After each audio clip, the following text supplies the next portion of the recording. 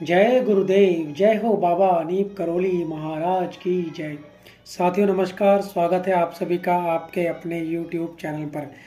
जैसा कि आपको पता है, हमने आपको लास्ट वीडियो में डॉक्टर लैरी ब्रियंट के बारे में बताया था, जो कि एक अमेरिकी डॉक्टर थे और वह महाराज जी के परम भक्त थे और भारत के अंदर वह एक अभियान चलाना चाहते थे जो कि चेचक उन्मूलन अभियान था। तो अब हम पार्ट 2 में आपको बताएंगे किस तरह से महाराज जी ने लैरी ब्रियंट से कहा। एक दिन महाराज जी ने डॉक्टर से कहा, तू WHO में जा, तुझे नौकरी मिल जाएगी। यानी कि महाराज जी ने उस डॉक्टर को नौकरी के लिए जाने के लिए आदेश दिया। जैसे ही महाराज जी का आदेश उस डॉक्टर को मिला, वह विश्व स्वास्थ्य संगठन के नई दिल्ली स्थित कार्यालय में गया और उस आदमी से मिला जिससे उसने पहले बात की थी। तो होता क्या है, वह जो व्यक्ति था जिससे वह पहले मिले थे, वह बहुत ही दयालु स्वभाव का व्यक्ति था, किंतु उसने बताया कि WHO में कोई भी जगह अभी खाली नहीं है। उसके पश्चात जब वहाँ कोई जगह नहीं खाली थी तो उन्होंने उन्हें यह भी कहा कि आवश्यकता पड़ने पर वे लोग भारत के बाहर के चिकित्सकों, कॉलेजों और चिकित्सा संस्थाओं के अनुभवी सलाहकारों की नियुक्ति ही करते हैं। उसने कहा, यानी कि जो वह जिस व्यक्ति से मिलने लैरी ब्रियंट गए थे, उसने कहा, हाँ एक कार्यक्रम अवश्य है, यदि वे कुछ समय रुक सके तो बड़ी अच्छी बात होगी, लेकिन इसमें शक है कि उन्हें अपने कठिन लक्ष्य की प्राप्ति होगी या नहीं। यह है चेचक उन्मूलन कार्यक्रम। यहाँ से जो है चेचक उन्मूलन कार्यक्रम की शुरुआत हुई थी भारत के अंदर। तो आगे बढ़ते हैं, बने रहिएगा हमारे साथ इस चमत्कारिक और बहुत ही रोचक प्रसंग में। तो भारत सरकार तो इस समय इस कार्यक्रम को आगे बढ़ाने का जो दृढ़ता से विरोध कर रही है। वो विरोध कर रही थी कि इस कार्यक्रम को भारत सरकार जो है इस कार्यक्रम को आगे ना बढ़ाए। उसके पास अन्य समस्याएं हैं, जैसे यानी कि उस समय जो भारत में जो है और पहले से ही मलेरिया और परिवार कल्याण का जो है कार्यक्रम चल रहा था, तो उसके ऊपर एक और कार्यक्रम चेचक उन्मूलन को करना सभी जो भी कार्यकर्ता थे उनके लिए इतना जल्दी संभव नहीं था। चेचक को वे उच्च प्राथमिकता नहीं दे रहे थे। पर मैं तुम्हें फ्रांस की डॉक्टर निकोल गेस्ट के पास ले चलूंगा, जो इस कार्यक्रम को निर्देशित कर रही हैं। इस तरह से उस व्यक्ति ने लैरी ब्रियंट को कहा। डॉक्टर गैसेट से मिलने का समय तय हो गया। उन दोनों ने आपस में बातचीत की और उनसे मिलने का समय तय किया। फिर डॉक्टर महाराज जी के पास वापस गए और महाराज जी के पास जब लौटे तो वहां पर महाराज जी का एक भक्त जो था बर्मन भी वहां पर उन्हें मिला। उनका सूट उन्होंने, यानी लैरी ब्रियंट ने डॉक्टर जो भक्त थे महाराज जी के बर्मन, उनका सूट उधार लिया और एक सस्ती सी टाई कहीं से खरीद ली। तत्पश्चात, क्योंकि डॉक्टर लैरी ब्रियंट के जो बाल थे वह काफी लंबे और घने थे, उन्हें अपने बालों को कसा और रबड़ से प्रॉपर तरीके से कसकर उसे जो अंदर सफेद बाल थे उनको छिपाने का प्रयास किया। डॉक्टर के शरीर पर मंगनी की यह पोशाक भद्दी लग रही थी, यानी कि जो पोशाक थी डॉक्टर के ऊपर जो बर्मन की पोशाक थी वह थोड़ी ढीली ढाली लग रही थी, तो ज़्यादा वह अच्छे अट्रैक्टिव जिसको बोलते हैं वह नहीं लग रहे थे, क्योंकि उसके ऊपर वह फिट ही नहीं हो पा रही थी।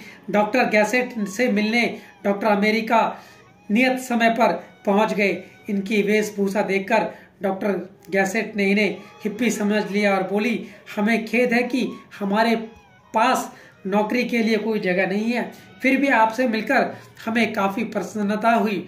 डॉक्टर लौटकर महाराज जी के पास आया तो महाराज जी ने पूछा, तुझे नौकरी मिल गई?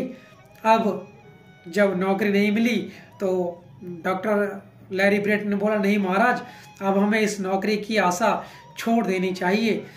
ऐसे ही कुछ समय गुजरा। एक दिन, 2 दिन और 2 सप्ताह लगभग गुजर गए।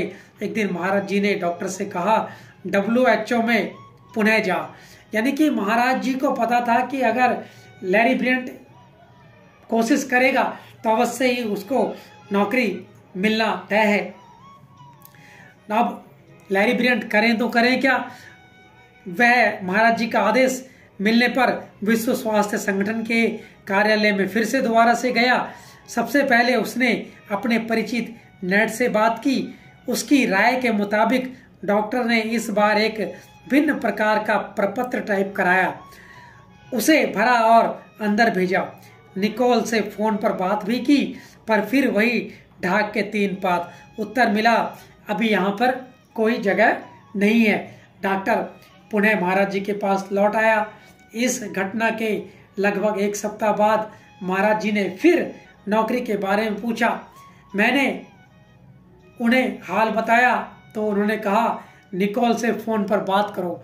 यानी कि महाराज जी ने डॉक्टर लैरी ब्रियंट को कहा, तुम निकोल से बात करो। डॉक्टर इस बारे में अब कोई पहल नहीं करना चाहता था, लेकिन चूंकि महाराज जी का आदेश था, अतः उसने अनमने ढंग से निकोल को फोन मिलाया। निकोल का वही पुराना जवाब मिला, चेचक उन्मूलन कार्यक्रम का विस्तार करने की कोई योजना नहीं है। अमेरिकी डॉक्टर की नौकरी में लेने की भी कोई संभावना नहीं है। इस कार्य में आपकी रुचि के लिए आपको बहुत बहुत धन्यवाद। इस तरह से निकोल ने जवाब दिया। डॉक्टर ने निकोल को वृंदावन से फोन किया था। उस समय महाराज जी और लैरी ब्रियंट वृंदावन में ही थे। कुछ दिनों बाद महाराज जी ने फिर डॉक्टर से कहा, विश्व स्वास्थ्य संगठन के कार्यालय तुरंत चले जाओ। अब डॉक्टर थोड़ा सा परेशान तो हुआ, सोचा बार बार मैं एक कार्य करता हूँ, फिर मुझे वहीं आकर असफलता मिलती है। डॉक्टर ने किसी तरह से ट्रेन पकड़ी और विश्व स्वास्थ्य संगठन के कार्यालय में वह पहुंच गया। कमरे में घुसा तो वहां एक अन्य सज्जन विराजमान थे। उन्होंने पूछा, आप यहाँ क्या कर रहे हैं? तो डॉक्टर लैरी ब्रियंट ने कहा, चेचक उन्मूलन कार्यक्रम में नौकरी के लिए आया हूँ। मेरे गुरु ने मुझे WHO के लिए काम करने हेतु भेजा है। गुरु यानी कि बाबा नीप करोली महाराज जी। चेचक उन्मूलन कार्यक्रम में नौकरी के लिए आया हूँ। इस तरह से जब उन्होंने कहा तो डॉक्टर फिर नेड के दफ्तर में गया और डॉक्टर निकोल को फोन किया। उनका उत्तर था, अभी चेचक कार्यक्रम बढ़ाया नहीं जा रहा है। थोड़ा सा ये प्रसंग जो है बहुत ही रोचक प्रसंग है, किस तरह से महाराज जी ने बताया। तो अभी इसका ये पार्ट 2 हम आपके समक्ष रख रहे हैं और आगे देखिएगा पार्ट 3 में बहुत ही आनंद आने वाला है। आपको बने रहेगा हमारे साथ हमारे इस प्रसंग के अंत तक। तो आज के लिए इतना ही। जय गुरुदेव, जय बाबा नीप करोली महाराज और आप सभी का बहुत बहुत धन्यवाद धन्यवाद धन्यवाद।